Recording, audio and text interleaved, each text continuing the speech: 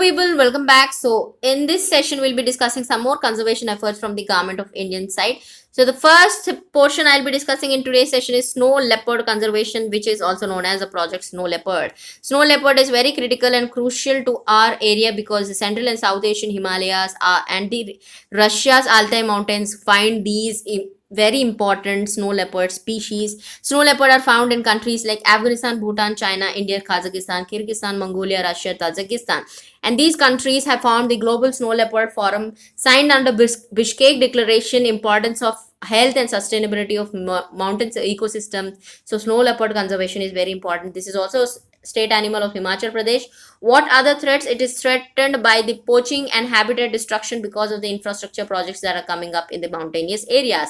Then the protection status under the Schedule 1 of Wildlife Protection Act and under the CITES program and Conservatory of Migratory Species also has been protected under Schedule 1, and IUCN has given a status now as endangered. It shows that how important is this organism or the faunal species that we have to conserve, because before it was vulnerable, now it has been updated to endangered. So now the status has been changed after 45 years, and now experts have been understanding the serious threat it is facing. It is also the national heritage animal of Pakistan and Afghanistan. The project Snow Leopard is trying to improve the population, conserve it in the 5 Himalayan states of Jammu and Kashmir, Himachal Pradesh, Uttarakhand, Sikkim, Arunachal Pradesh. This project Snow Leopard is a pet project of the Indian government. So in this 5 Himalayan states, it is trying to improve the population. It is stretching on the landscape approach where the small core areas will be established just like the tiger reserves and core area in which the habitat has to be conserved. And the project also is also based on the knowledge-based management of the landscapes and species like ibex, Tibetan argyle, Ladakh Ural, Ariel, Chiru, then Serau, musk deer, and partially also are benefiting from these projects. Next comes the project Dolphin. Gangetic dolphins is, it's in the sense there is no project regarding the dolphins, but as such we need to know some dolphins conservation projects that India is taking up. Gangetic dolphins are only the surviving the freshwater dolphins that occur along Ganga, Brahmaputra, Meghna, Karnapuli, Sanghu river of Nepal, India and Bangladesh borders. IUCN status is endangered and it is a national aquatic animal of India. 4 freshwater dolphins are found in India.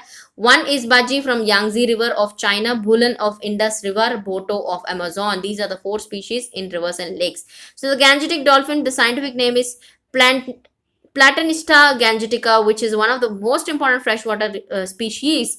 Thus, it's important that we need to conserve it also because the threats like fishing nets, hunting for oil and meats, poisoning of water supply of river by the industrial and agriculture waste are degrading this environment for dolphins. The protection status is under Schedule 1 and declared as endangered species under IUCN.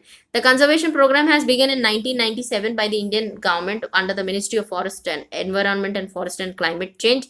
It wanted to prepare a scientific database on the population status and their habitat quality of dolphins.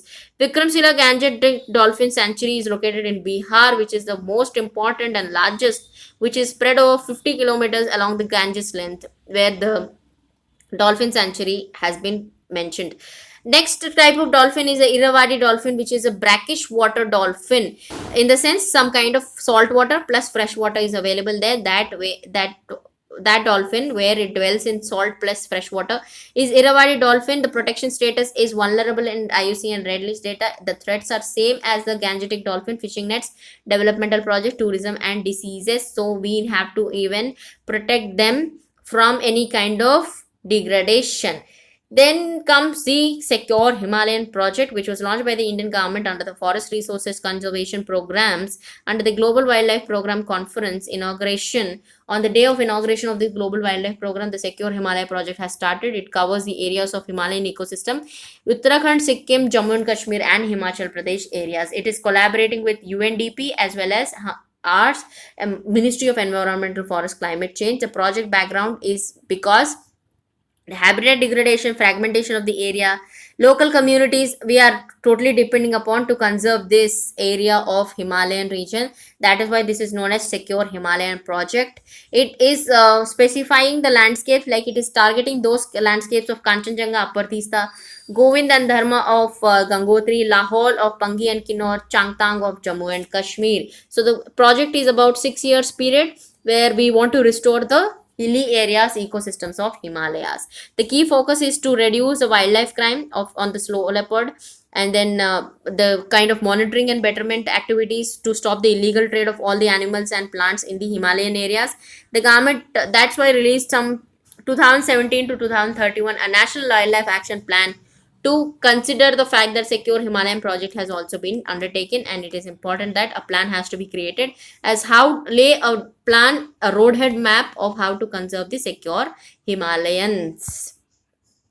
In this, the next portion is the South Asian Wildlife Enforcement Network to track the illegal trafficking and wildlife crimes in the biodiversity areas, especially in the Southeast Asian nations. This South Asia Wildlife Enforcement Network SAVAN program has started. It is collaborating with the countries of the South Asian region to come up with some kind of planning and as an intergovernmental body to stop the wildlife crimes and important illegal tradings that is occurring because of these goods and benefits these animals provide to the illegal traders. So in 2011 in Paro and Bhutan, a meeting was organized, and that has established the SAVAN International Intergovernmental Wildlife Law Enforcement Body to stop the wildlife crime.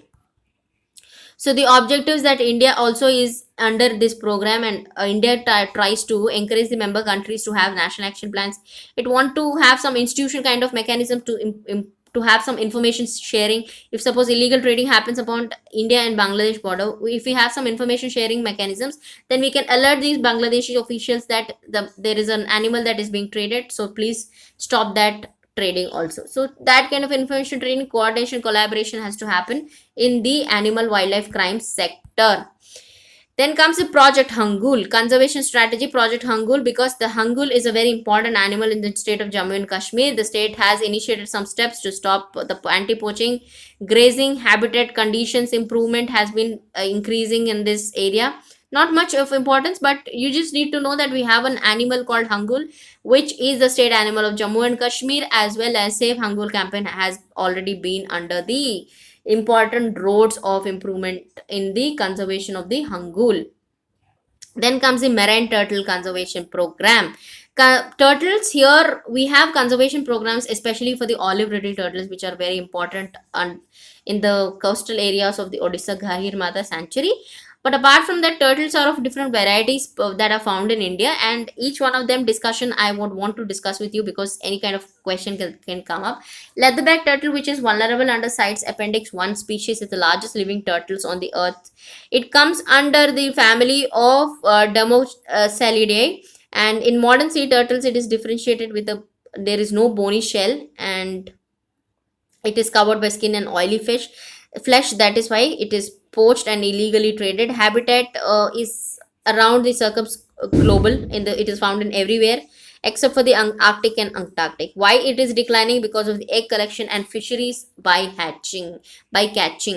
The green-seed turtle is an endangered animal that is found around the world in the population, especially in Atlantic and Pacific Oceans. The threat to it are marine pollution, some marine fisheries, and habitat loss due to the eggs are hunted for food. And habitat is along the beaches. Olive ridley turtles, which is the most important one in the Indian subcontinent, because they nest in some areas called as Aribada. They are vulnerable under the CITES, and they are under Schedule 1 of our Indian Wildlife Protection Act of 1972. Because of the exploitation of nesting beaches for the ports and tourist centers, these turtles are coming under scanner. So how are we protecting it? We have created some nesting sites, artificial nesting sites, to protect them, to see them, monitor them in the areas of Rushigolya River in the Odisha and Devi River around the Jagat Singhpur district and Puri districts of Odisha.